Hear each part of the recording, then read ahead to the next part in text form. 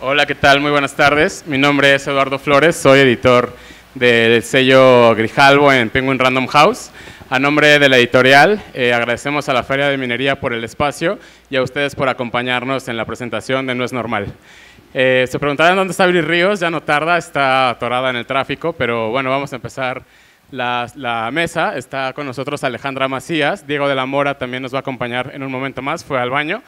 Alejandra Macías pues, es la directora del CIEP, del Centro de Investigaciones Económicas y Presupuestarias, y le agradecemos mucho que esté con nosotros en la presentación de este libro, que es una reedición. Si ustedes recuerdan, sacamos la primera edición hace un par de años y vale mucho la pena tener esta nueva edición porque pues, muchos de los datos que se usaron para la primera edición han cambiado, se han actualizado y también pues hay nuevas reflexiones ante esto, ¿no? También Viri agregó un par de nuevos capítulos, uno que tiene que ver con el agua y otro que tiene que ver también con un problema de obesidad que tenemos en el país. Entonces, sin duda, hay muchas cosas nuevas en este libro. Pero bueno, empezamos con Alejandra. Ahora, como les digo, se integran Diego y Viri. Y bueno, muchas gracias por estar aquí con nosotros.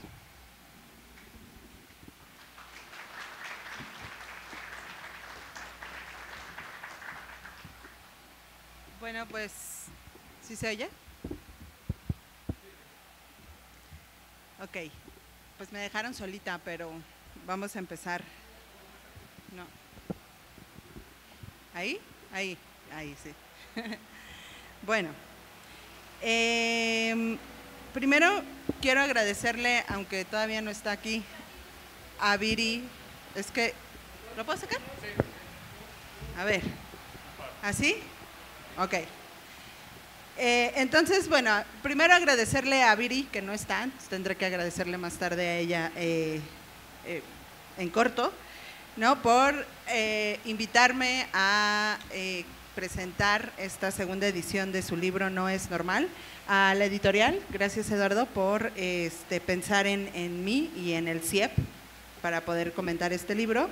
Y bueno, obviamente a la Feria Internacional del Libro del Palacio de Minería, es un honor estar aquí con ustedes. Y quiero empezar felicitando, es que esto es muy raro, felicitar a Viri sin que esté, igual lo puedo dejar al final a ver si ella llega, pero básicamente me parece un libro muy atinado, ¿no? El esfuerzo que hace Viri por tocar temas complicados como son los de economía y los fiscales principalmente, porque bueno, antes de entrar en eso quisiera contarles qué es el CIEP. El CIEP es un centro de investigación en finanzas públicas, en el sistema fiscal y en las políticas públicas, y en ese sentido, pues la parte económica y fiscal que toca este libro me parece relevante que lo haga con un lenguaje pues más cercano a todas y todos nosotros, ¿no? Con un lenguaje más ciudadano, sin perder el rigor del mismo análisis económico que hace, ¿no? Entonces creo que ese es un gran esfuerzo. Ojalá se sigan añadiendo capítulos con otros temas que me parece que hacen falta, y en ese sentido pues sí quisiera tocar tres de los ¿cómo decirle?, partes o secciones del libro, ¿no?, que tiene. El primero sería distribuir, que tiene que ver con la política fiscal y con, más que política fiscal, es con la cuestión tributaria. Y nos habla de cómo las personas con más dinero no contribuyen lo que tendría que contribuir al sistema tributario, ¿no? Entonces, bueno, vemos que nuestro sistema tributario no tiene la igualdad vertical y horizontal que debería tener. ¿A qué nos referimos con esto? Cuando es vertical, justamente dice que los que más tienen que pagar más, ¿no? Y la igualdad horizontal es que las personas que somos similares seamos tratadas de manera similar. ¿Por qué el sistema tributario es así de injusto? Pues básicamente porque existen instrumentos para que las personas con más dinero puedan evadir, ¿no?, o tengan deducciones, ¿no?, porque ni siquiera es ilegal. O sea, legalmente existen opciones para que las personas deduzcan impuestos y así la tasa que realmente pagan, porque las tasas nominales que tenemos ya son altas, ¿no? Son del 30% para personas físicas, de 35% para personas morales, pero lo que realmente acaban pagando es menos de la mitad, ¿no? Entonces sí necesitamos entender que hay que cambiar eso, y eso pasa necesariamente y a fuerzas por una reforma fiscal, ¿no? Y no tiene que ser el aumento de tasas per se, sino que hagamos que las personas que tienen que pagar más lo paguen. Creo que en los últimos años se han hecho esfuerzos de fiscalización que son, o sea, es bueno reconocerlo, y ojalá sigamos en ese camino para poder tener mejores resultados en los siguientes años, ¿no? Y también, sobre todo esta sección de contribuir, creo que nos ayuda con evidencia que muchas organizaciones, incluyendo la de Diego y la que dirige Diego y la que dirijo yo, ¿no? Es evidencia de que necesitamos urgentemente una reforma, no nada más tributaria por el lado de los impuestos, sino también una reforma hacendaria o fiscal o del lado del gasto, de cómo estamos distribuyendo estos recursos. Y entonces, con toda esta evidencia, ¿no? Con el capítulo que presenta Viri y haciendo uso del nombre de su libro, pues no es normal que sigamos negando la necesidad y la urgencia de esta reforma fiscal que tendría que suceder muy pronto, ¿no? En otra parte del libro, que es Gobernar y que tiene que ver más con cómo gastamos, y donde ahonda la parte de la corrupción y de la eficiencia del gasto, me parece súper acertada.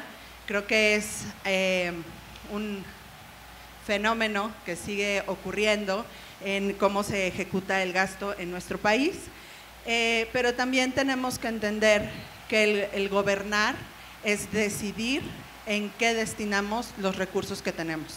Y en cuanto a ingresos, pues la verdad es que son bastante bajos, y también ahí lo dice Viri en el libro, ¿no? Somos de los países que menos recaudamos, no solo comparados con países ricos, sino con mismos países de la región de América Latina. Y esto tiene que ver con lo que mencionaba anteriormente, ¿no? Entonces, ¿cuáles son las prioridades del gobierno?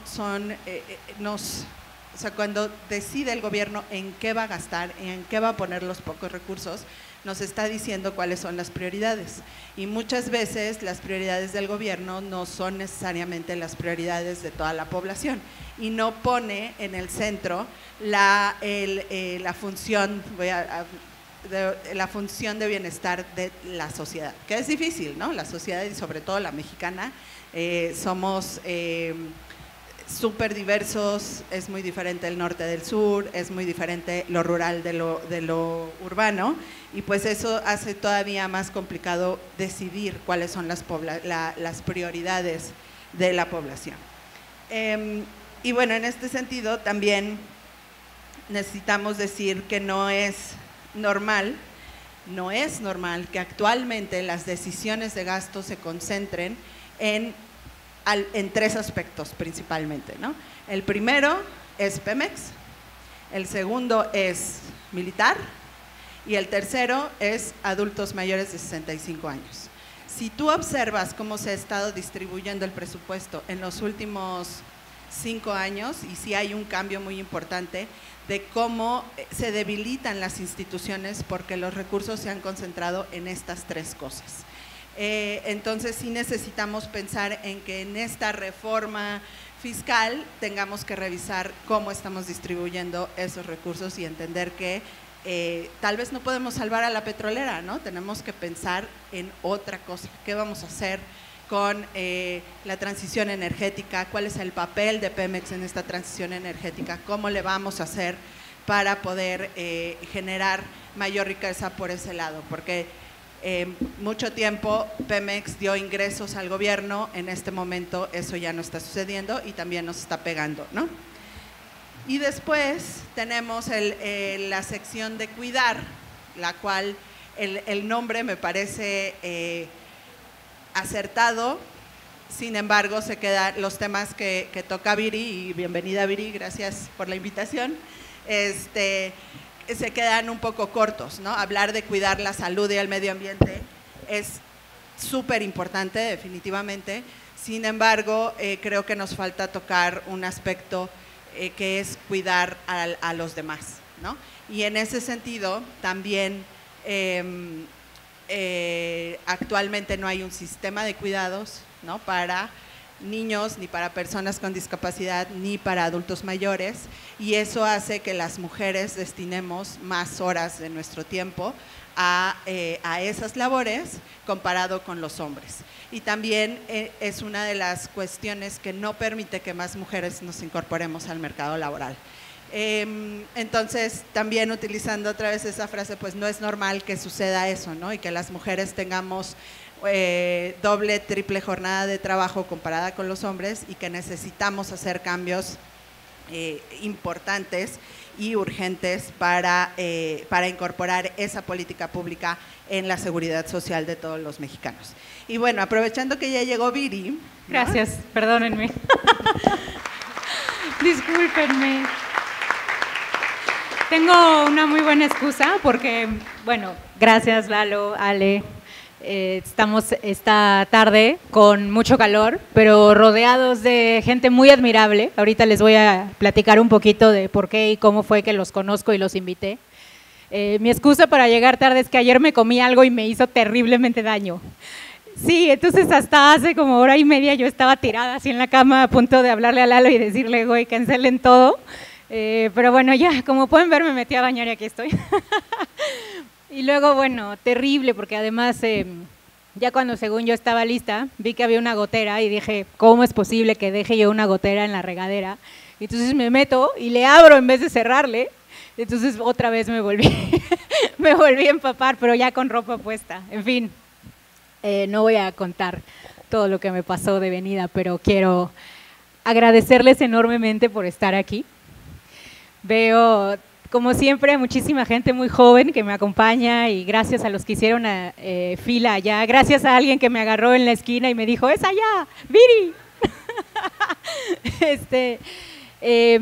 Y muchas gracias, porque lo que nos une el día de hoy es la certeza de que nuestro país es anormal y de que no puede continuar siendo en la forma en la que es.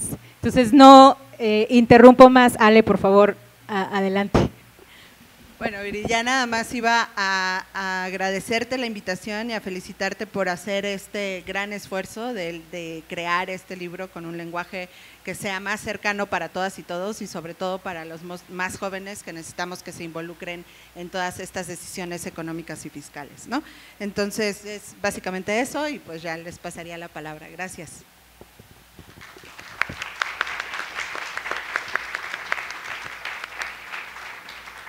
Muchas gracias, Alejandra. Bueno, también damos la bienvenida a Viri, también qué bueno que ya se nos unió. Y también pues las personas que pudieron entrar ahorita, también gracias por haber esperado allá afuera, y qué bueno que pudieron pasar. Lamentamos que se hayan quedado más personas afuera, pero bueno, también pues ni modo, no tuvimos más espacio, lo lamentamos mucho.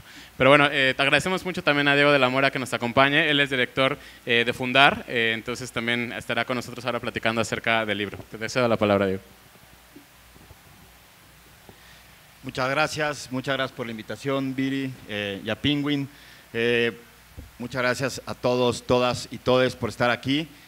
Para mí es un honor estar entre dos mujeres tan brillantes y dos mentes tan finas para analizar lo que sucede en este país. Y bueno, voy a tratar de añadir algunos comentarios a la lectura de este libro. Si ustedes ven la introducción, Viri nos propone 3 formas de leer el libro. Una es lineal, como leeríamos cualquier otro libro, son 27 capítulos. Otra es una ruta que ella nos propone de ir saltando de capítulos en capítulos, y otra es de manera aleatoria, ¿no? Y nos dice, como ya nos adelantaba Alejandra, que hay algunos verbos que guiaron, ¿no?, su trabajo, que son competir, trabajar, contribuir, gobernar, ser y cuidar, ¿no? Yo mientras leía el libro pensaba que hay por lo menos otras 3 formas de leerlo, ¿no? Uno es como un libro de consulta para quienes diseñan política pública en México, ¿no? Ayer que empezaron las campañas, las candidatas empezaron a presentar sus propuestas, ¿no? Y Claudia Sheinbaum, por ejemplo, lanzó 100 propuestas para gobernar que se llaman 100 pasos para la transformación. Y este es un libro que nos permite saber si esas propuestas, por ejemplo, están alineadas y tienen sentido con la identificación de problemas que aquejan a la población, ¿no? Viri hace eso, Viri identifica esos problemas que permitirían que México dejara de ser desigual y que esa normalidad que todas y todos sentimos cuando vivimos en este país cambiara y pudiéramos vivir en un país más igualitario, ¿no? Lo mismo hizo la candidata Xóchitl Gálvez, ¿no? Que presentó 5 propuestas de seguridad, entre otras, y también este libro nos permite, si lo entendemos como ahora voy a proponer, analizar esas propuestas desde otro lado, ¿no? Y saber si son adecuadas. Por tanto, pienso que también nos sirve como para aprender sobre metodología, ¿no? Como ya decía Alejandra, para quienes nos dedicamos a analizar problemas del país como la política fiscal, es bien difícil luego lograr explicarla en términos que podamos explicarle a nuestras hijas o a nuestros hijos, ¿no? Y este libro hace eso, logra entender los problemas de una manera, unos problemas muy complejos de una manera muy sencilla y los explica de una manera todavía más sencilla. Entonces me parece que esa es una gran virtud de Viri en este libro, ¿no? Porque además nos presenta datos que vienen de distintas bases, de distintos trabajos académicos y como que los exprime, los condensa y nos los da, ¿no? De una forma que los podemos entender, ¿no? Y hay otra lectura que a mí me parece esencial, ¿no? Más siendo quien soy, un varón blanco, heteronormado, que simboliza todo lo que está mal en el sistema patriarcal, y es eso, ¿no? Es un espejo este libro para reflejarnos y ver cuáles son las desigualdades que hay en México y cómo afectan a poblaciones, a comunidades, a personas, y empezar a pensar cuál es nuestra responsabilidad como hombres para que las cosas empiecen a cambiar. Y también a saber que si no lo hacemos, podemos seguir en nuestra posición de comodidad, porque el sistema está hecho para que los hombres sigamos en esa posición de comodidad, ¿no? Entonces me parece que esta también es una guía para desmontar los privilegios que tenemos muchos en este país. Y sobre todo me parece que en ese sentido es una guía para empezar a revertir el estado de las cosas, ¿no? ¿Y cómo podemos empezar? Bueno, pues una forma de empezar es leyendo este libro, ¿no? Y discutiéndolo. Otra cosa que quiero decir antes de comentar uno de los capítulos es contarles que Viri en la introducción nos dice algo que a mí me parece esperanzador, ¿no? Que ella confía en las bondades del Estado y del gobierno, porque ella pudo a través de becas ir creciendo, ¿no? Y llegar a pues tener esta mente tan fina y poderosa, ¿no? Yo tuve la fortuna también de estudiar en una escuela pública, en el CIDE, y pude convivir también ahí con personas que venían de muchos distintos orígenes y podían aprovechar esa plataforma para después desarrollar carreras muy exitosas en el gobierno, en la academia, en organizaciones de la sociedad civil, ¿no? Entonces me parece que eso que hace el Estado, esas políticas públicas bien diseñadas, pueden funcionar para, digamos, igualar, ¿no? Las condiciones de la población en México. Pero eso sucede ahora, y a ver si puedo explicar bien esta metáfora, cuando se alinean los planetas, ¿no? Y cuando personas como Viri saben aprovechar esa alineación, saben encontrar las becas, saben dónde estudiar, ¿no? O cuando, en mi caso, tengo la fortuna de haber llegado al CIDE y eso me transforma la vida. Pero eso no es lo que sucede para la mayoría de la población en México. Y entonces, pienso que lo que propone aquí Viri es cómo hacer que esos planetas, que esa alineación de planetas no sea fortuita y pase una vez cada tantos años, sino sea la constante, ¿no? Y entonces identifica los problemas y propone soluciones públicas a esos problemas, ¿no? Entonces, como les decía, ella nos propone algunos verbos que me parecen esenciales, como competir, trabajar, contribuir, gobernar, ser, cuidar, y lo que yo quisiera es ahora pensar en la metodología, y voy a intentar, a ver si no me equivoco, pero me atrevo a pensar en cómo Viri fue haciendo cada uno de estos capítulos, también a través de algunos verbos, ¿no?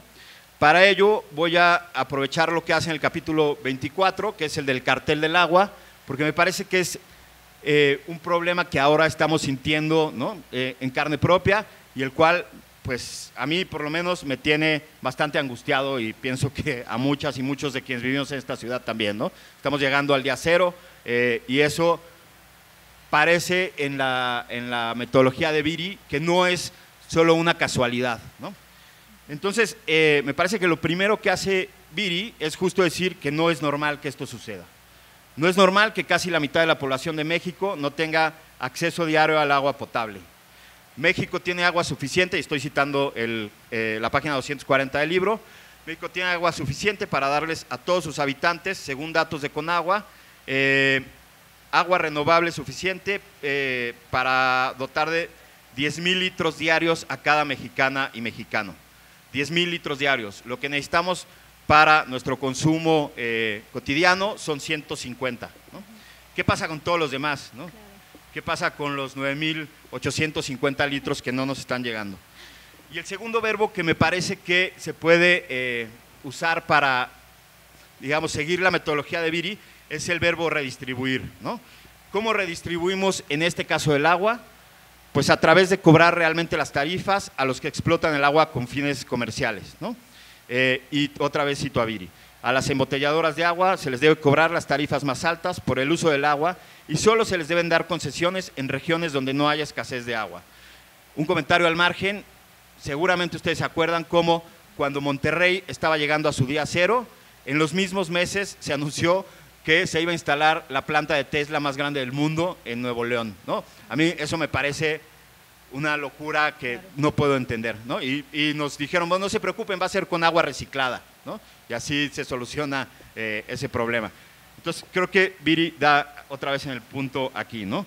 Y además, vuelvo a citar a Viri, se debe requerir un respeto absoluto al ecosistema y hay que monitorearla constantemente, ¿no? Y eso creo que nos interpela a organizaciones como el CIEP, a organizaciones como Fundar y a muchas otras contralorías ciudadanas que surgen en muchos lugares y que nos muestran cómo tenemos que controlar nuestros recursos, ¿no? Saber qué se está haciendo con ellos y aprender a controlarlos. Otra cosa que hace Viri es reconocer, ¿no? Porque no solo critica y exige, también reconoce lo que se ha hecho bien, ¿no? En el tema del agua, por ejemplo, nos dice cómo Constellation Brands, esta compañía cervecera que se quería instalar en el norte de México, fue frenada por un grupo de ciudadanos muy amplio que hicieron una consulta y que lograron que el gobierno decidiera que no se instalara donde no había agua y que se pudiera instalar en un lugar como Veracruz, donde también hay problemas de agua, pero hay mucho más abundancia de líquido. Entonces, me parece que eso que hace reconocer tiene mucho. Aquí ver la mención a Agua para Todos y Agua para la Vida, que es un colectivo gigante de personas y organizaciones que han logrado, digamos, entender el uso del agua de una manera mucho más humana, ¿no? Y quitándole esta idea comercial al agua y volviendo a pensar en el derecho al agua como algo fundamental. Después nos propone regular, ¿no? Otra vez en la página 245, déjenme volver a citarla. Nos dice, una de las formas en las cuales podemos modificar esta distribución injusta es regulando, ¿no? Y dice, una de las principales razones por las que no se ha podido lograr un cambio en la lógica del uso del agua es porque ni siquiera contamos con una institución que regule de manera integral este recurso, ¿no? Entonces, tenemos también que empezar por ahí. Y después nos propone algunas cosas para reparar, que eso me parece fundamental, ¿no? Nos dice, para tener recursos es necesario que las empresas y la agroindustria paguen por el agua que consumen, ¿no? El cobro por el uso del agua a los individuos también debe mejorarse. Entonces, nos da pistas muy concretas y muy claras de cómo, si queremos modificar esto, tenemos que exigir que se actúe. Y otra cosa que hace, que también me parece fundamental, es identificar a los responsables de esta distribución totalmente injusta, ¿no? Nos dice, empieza el capítulo, que además eso hace súper atractiva la lectura del libro, empieza diciéndonos: Juan Pablo Zurita, que es un influencer que la verdad no conozco, pero probablemente muchas y muchos de ustedes sí, quiso embotellar agua y para ello se fue a un lugar desde donde viene gran cantidad del agua que consumimos en la ciudad, ¿no? Pero también identifica a otras grandes empresas que hacen lo mismo, como Coca-Cola, Pepsi, incluso Grupo Azteca, ¿no? Y otros, que lo que están haciendo es acaparar el agua para modificar el derecho al agua y convertir esta sustancia que es vital para todas nosotras en una mercancía, ¿no? Y habiendo dicho todo esto, voy a cometer una injusticia, quizá una imprudencia, pero también creo que es una solicitud válida, ¿no? En Fundar donde trabajo, todo el tiempo estamos pensando en cómo pensar en esos grandes problemas que tiene el país y después hacer propuestas que puedan ser implementadas por el gobierno. Una de las agendas con las que trabajamos es la grave crisis de desapariciones del país, ¿no? Donde hay más de 100,000 personas que no están y cuyas familias, pues como ustedes imaginarán, están desesperadas por encontrarles. Entonces, me parece que pensar en estos problemas desde esta metodología que tiene Viri tan poderosa nos podría ayudar a proponer soluciones. Lo mismo, Fundar trabaja también con mujeres jornaleras, está haciendo un proyecto para que mujeres jornaleras puedan acceder a contratos y tengan derechos laborales garantizados, y me parece que también podríamos pedirle a Viri que nos ayude a pensar en los datos y a pensar en cómo hacer propuestas tan poderosas como estas, ¿no? Y hay muchos otros temas en los que voy a invitar a Viri a ver si nos ayuda, ¿no? Con esta forma tan precisa y poderosa a trabajar. Lo último que les quiero decir, ¿no? Y a lo que te quiero invitar, colega, es que nos ayudes a pensar en estos temas, porque además estamos en un momento justo, ¿no? Donde las 100 propuestas que nos hizo ayer la candidata Claudia Sheinbaum, o las que nos haga Xóchitl Gálvez, o las que nos haga el candidato de Movimiento Ciudadano Álvarez Maínez, tienen que hacerse mucho más, ¿no? Tienen que escuchar las voces de todas quienes queremos participar en cómo van a ser las políticas y las decisiones públicas en este país. Entonces, por ejemplo, si Sheinbaum ayer presentó 100 propuestas, pues pensamos que podrían ser 1,000, ¿no? Por lo menos, o 10,000, ¿no? Hay tantas propuestas como necesidades en el país. Y lo último ya que quiero decir es que cuando estaba leyendo este libro el fin de semana pasado, tenía a mi lado a Irene, mi hija de 12 años, que está aquí, y algo que me fascinó de esta lectura es que pude contarle a Irene cuáles son los problemas de México, pero también cuáles son algunas de las rutas de solución. Y entonces, pues me parece que eso es lo más genial de este libro. Muchas gracias, Viri.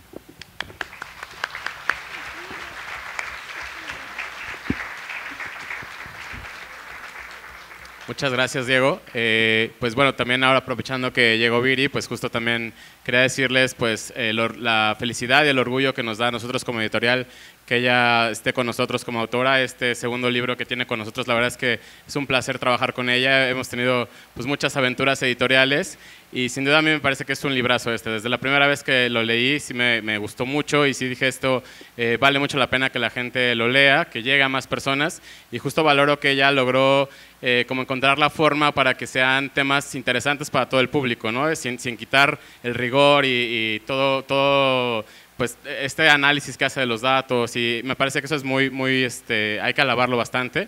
Esto que decía Diego de, por ejemplo, tomar a un influencer, a Juan Pablo Zurita, eso lo hace en todos los capítulos, ¿no? Encuentra como un punto de referencia para todo el mundo, del cual nosotros podemos empezar a imaginar más cosas acerca de la desigualdad y ver distintas rutas para analizarla. Entonces creo que eso es muy valioso de lo que logra Viri. Entonces, bueno, pues qué gusto que sigas con nosotros, Viri, y bueno que también llegaste a la presentación, porque pues sí, también no es normal que la presentadora no esté por acá.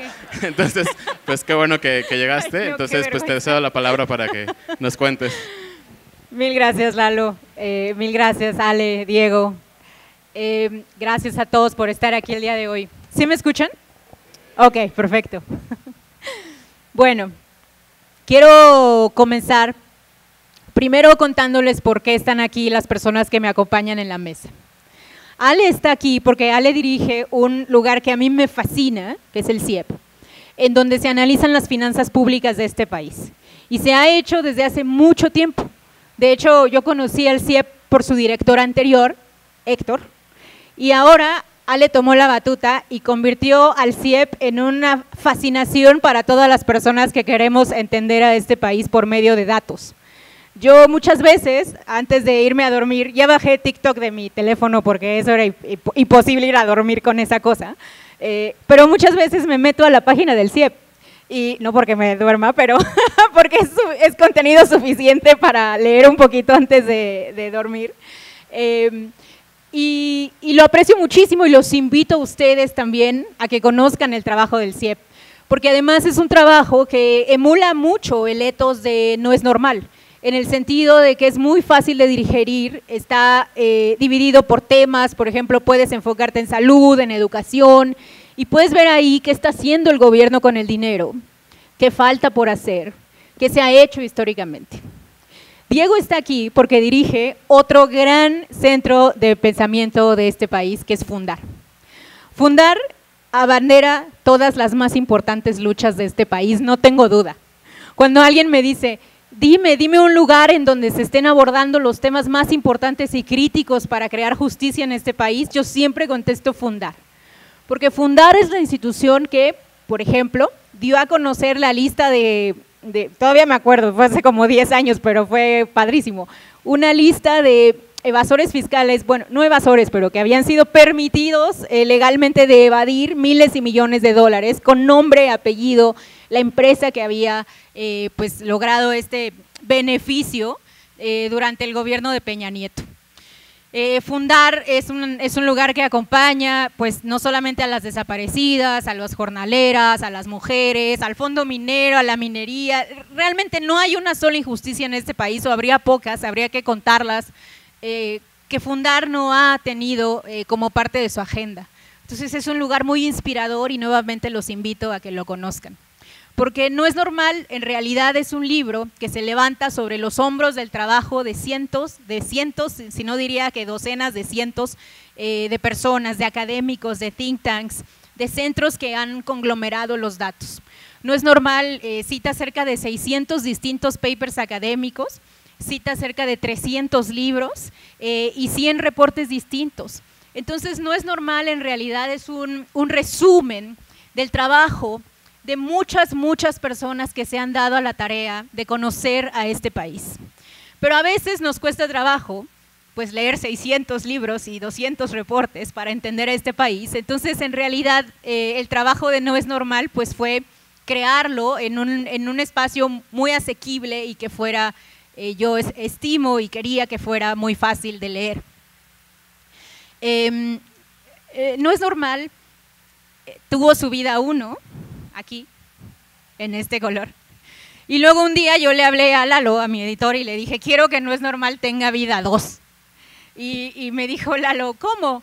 Le dije, bueno, mira, vienen las elecciones, que es algo que menciona Diego, y yo creo que debemos tener un No es Normal completamente actualizado para enfrentarnos con este momento tan crítico para nuestro país. Porque si nos enfrentamos con un libro que se hizo en el 2020, entonces lo que nos van a decir es que eso ya cambió, que eso ya se acabó. Y yo decía, no, hay cosas que sin duda avanzaron. De hecho es muy interesante leer ambos libros juntos porque te vas dando cuenta que cambió, que avanzó, que retrocedió y que se quedó igual. Pero hay muchas cosas que se quedaron igual. De hecho la gran digamos, similitud entre los dos libros nos habla de cuánto camino nos falta todavía por recorrer. Pero también le dije a Lalo en esa llamada, que seguro Lalo se acuerda, fue una llamada muy larga, porque le dije, pero tengo al menos 10 cosas más que quiero decir en este libro, 10 capítulos más. Y Lalo me escuchó con muchísima paciencia y luego me dijo, mejor haz otro libro, Viri. Escoge solo 2 y haz otro libro. Y entonces, bueno, en eso estamos trabajando, pero escogí dos como temáticas muy importantes que yo consideraba críticas que no podían esperar más para salir a la luz. Uno es el tema del agua, que ya discutía Diego con mucho detalle, y otro también es el tema de la salud pública, en particular de la epidemia de diabetes que tenemos en México. Y es que ambos temas, yo creo que ambos temas en cierta forma tocan a las mafias más importantes de este país. Yo antes de estudiar con detalle el tema del agua, yo sabía que había mafias en México. Nadie me cuenta, ¿no? Yo había escrito un libro sobre las mafias. Pero al ver la forma en la cual el agua en este país ha quedado acaparada para el beneficio de un puñado de empresas, de personas con dinero, mientras que el resto de la población no puede tener acceso al agua diaria, perdón, pero es la mayor distopia posible, porque el agua es el bien más básico de este país, es un bien completamente básico para cualquier humano. Entonces no podía salir No es Normal en su versión actualizada sin hablar de ese tema, sin tocar un tema que además cuando yo lo estaba escribiendo nadie hablaba del día cero. Nadie hablaba de que la Ciudad de México se iba a quedar sin agua. Ya se infería por algunos estudios académicos obscuros, pero no era un tema que estuviera todo el tiempo en boca de todos. Entonces es perfecto que ahora salga, digamos, en este momento No es Normal, porque ahí están las razones. Y también hay algo muy importante. Muchos medios de corrupción, ya estoy teniendo es que eso iba a decir. Muchos medios de comunicación que son medios de corrupción han empezado a decir soluciones para el tema del agua, que lo único que hacen es hacer que las empresas permanezcan con el poderío del agua y no hay quien se atreva fuera del CIEP, fuera de Fundar, fuera de voces muy específicas a decir el verdadero problema que estamos viviendo en este país, que es que el agua se acaparó para fines industriales, y cuando digo industriales no me refiero solo a la agricultura, sino en general, por ejemplo, a las bebidas, a la cerveza, a la producción manufacturera que requiere mucha agua también. Y se desatendió el tema de nuestro consumo, del consumo de nosotros los humanos. En Tijuana, uno de los casos que yo menciono en el libro, en Tijuana la cuestión es tan grave que el agua ha quedado monopolizada por un grupo industrial agrícola que tiene tanta agua que cada año tiene que venderla a Tijuana porque Tijuana se queda sin agua. Entonces cada año hay una negociación entre el gobierno de Tijuana y la industria agrícola para que les pueda vender agua. O sea, imagínense la distopia en la que vivimos. En fin. Sobre el tema de la diabetes, que también es un tema que no quería dejar de abordar en esta versión. En ese tema, pues lo que se hace es mostrar cómo algunos lugares de México, por ejemplo Chiapas, son los consumidores más grandes de Coca-Cola del mundo. Somos campeones en el consumo de Coca-Cola. Y eso, pues claramente está empezando a tener muchos problemas en la salud y está empezando a crear un país en donde pues tenemos tasas de diabetes que nos convierten en los campeones mundiales de la diabetes del mundo. No solo eso, el 25% de las personas que tienen diabetes no lo saben. O sea, imagínense, estamos hablando de que cerca del 20% de la población tiene diabetes, o sea, en un cuarto como este, estamos hablando de que las 2 primeras filas serían personas con diabetes. Pero de las 2 primeras filas, como desde aquí de cabello rosa para allá, no saben que son diabéticos. Entonces, imagínense la situación, ¿no? O sea, la situación en la que vivimos, en donde no solamente tenemos a tantas personas con una enfermedad tan cara, que además es muy difícil de tratar y de cuidar, porque es caro cuidarlo, sino que además tenemos un grupo importante de personas que ni siquiera saben que tienen esa enfermedad. Todo mientras las empresas y los corporativos internacionales mantienen ganancias multimillonarias de vender productos que no desean que nosotros nos enteremos del contenido calórico que tienen. Porque uno de los grandes dolores que ha tenido la industria con este gobierno, con el gobierno de López Obrador, es que López Obrador, algo que hizo bien, si vamos a decir que algo hizo bien, fue que puso un etiquetado frontal que ahora, ustedes seguro lo han visto, los sellitos negros, que ahora nos informan cuando un producto tiene azúcar o cuando un producto tiene grasa, digamos, de más, ¿no? Bueno, cuando ese etiquetado salió a la luz, el gobierno lo abrazó y dijo, sí, lo vamos a hacer en contra de la industria. Y la industria, una de sus reacciones primeras, me da mucha risa porque ahora se los digo, todavía me ven a veces, hay un lugar donde se reúne la industria, un lugar muy oscuro y horrible en Polanco, que se llama el Club de Industriales. Si no han ido, no vayan. Pero ocasionalmente seguro te han invitado a ti también, ¿verdad? A ti también, sí, seguro. A todo mundo en algún momento lo invitan ahí.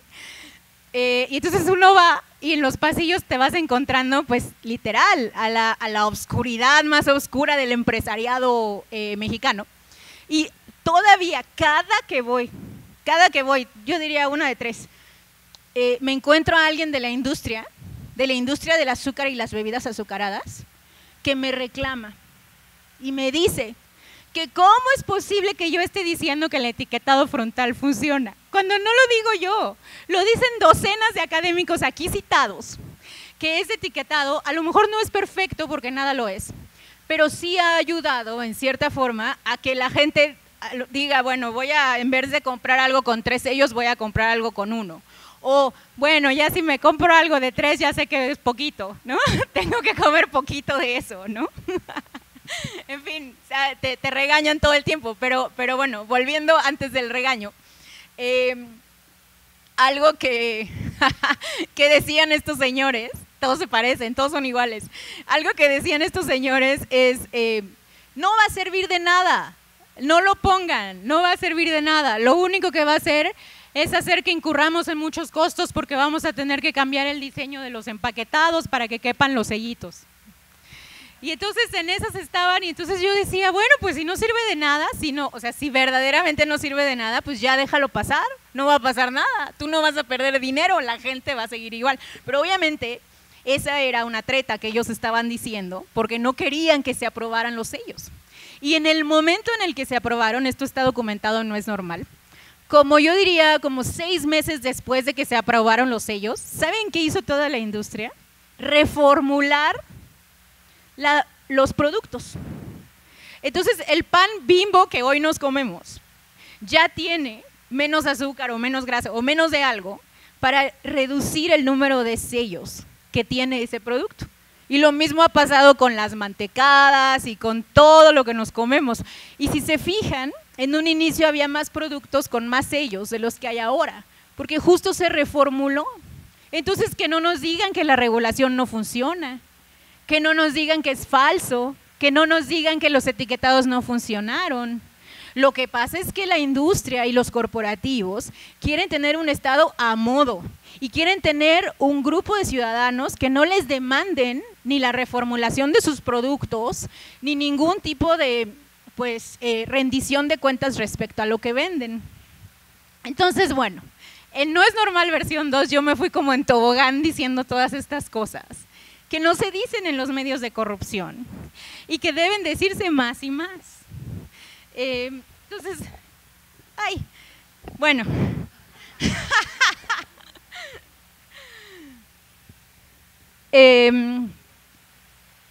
Me siento muy… Si tengo 5 minutos voy a aprovechar para decir solamente una cosa más y luego a lo mejor agarramos una preguntita rápido o 2, ya no, ok, bueno. Entonces, bueno, voy a hacer, perdónenme. En esta ocasión yo dije, bueno, ahora voy a hablar poquito para tener preguntas y respuestas. Pero quiero agradecerte, Ale, por tu trabajo. Gracias por lo que haces. Yo sé lo difícil que es hacer lo que haces. Sé que no hay manera de quedar bien además porque el gobierno, no importa lo que diga, siempre va a decir que todo mal, a menos de que todo sea una alabanza, todo mal. A mí me pasa mucho lo mismo, ¿no? Y a pesar de que yo soy una pensadora de izquierda, quiero decirles, no hay, o sea, no, me encanta porque hay una paginita de memes en Instagram que pone a distintos como autores de libros en distintos cuadrantes y a mí me pusieron hasta la izquierda y luego hasta abajo en el eje libertario y yo les escribí, les dije, no, yo no soy libertaria, yo creo en el Estado, súbeme. Pero arriba de cuenta que estaba Stalin, ¿no? Entonces yo creo que les dio como pena. Yo creo que les dio como pena ponerme ahí, entonces me bajaron a la libertariedad y yo, no, güey, con Stalin, ¿no? Pero no porque sea autoritaria, pero porque, bueno, el Estado necesita autoridad. O sea, el Estado no puede andarse dejando regañar por los señores del oscuro club de industriales que yo les contaba. En fin, Ale, gracias por tu trabajo. Diego, gracias por tu trabajo también. Admiro enormemente lo que hace Fondar, de verdad, mil gracias. y gracias a mis lectores por estar aquí en esta tarde de sábado con tanto calor. Les agradezco enormemente el que me acompañen, el que acompañan a No es Normal. Les pido por favor que pasen la voz y que ayuden a que las ideas que están aquí vertidas, si es que les gustan, si es que los convencen, lleguen a muchos otros lugares. Estamos en un momento crítico para nuestro país. Y este momento, esta elección, yo diría que es más importante que la elección del 2018, porque en la elección del 2018 ya todos sabíamos que iba a ser, o inferíamos que iba a ser López Obrador, era muy claro. Pero en esta elección no queda tan claro todavía, o no vemos con tanta claridad, en qué se va a convertir el partido dominante. El partido dominante es Morena. El partido que va a ganar las elecciones, de acuerdo a todas las encuestas, es Morena. A lo mejor no, y entonces, bueno, tendremos que ir a hablar con Xochitl, pero todo indica que la presidenta siguiente va a ser Claudia. Y la presidenta siguiente, Claudia, no tiene una agenda todavía tan sólida. Entonces, este es un momento crítico para nosotros como ciudadanos, para que demandemos que esa agenda sea lo que nosotros queremos y no lo que ellos quieren darnos. Porque en los 100 puntos que se pusieron ayer hay muchas falacias. En los 100 puntos que se pusieron ayer nos dijeron, por ejemplo, que con ser austeros y reducir la corrupción se va a poder crear un sistema de cuidados para que todos tengamos guarderías. Perdón, pero esa es una mentira. Esa es una mentira absoluta. Este país necesita cobrarle más impuestos a los ricos y si la clase política no se atreve a hacerlo, nosotros tenemos que empujar y demandar que lo haga, porque este país es un paraíso fiscal disfrazado en donde se recaudan menos impuestos que en las Bahamas. Y este país no va a ser más justo solamente porque nos gobierne la izquierda. Claro que va a ser más justo si nos gobierna la izquierda que la derecha, eso pienso yo. Pero no va a ser más justo solamente porque haya una etiqueta o una persona que se identifique con la izquierda. Va a ser más justo cuando nosotros le demandemos a esa izquierda que nos dé lo que necesitamos y lo que este país debe ser. Y qué divertidas. Entonces yo hice este libro como un manual para ustedes, para que juntos nos organicemos y demandamos la izquierda que este país necesita y no la izquierda que Morena nos quiere dar. Muchas gracias.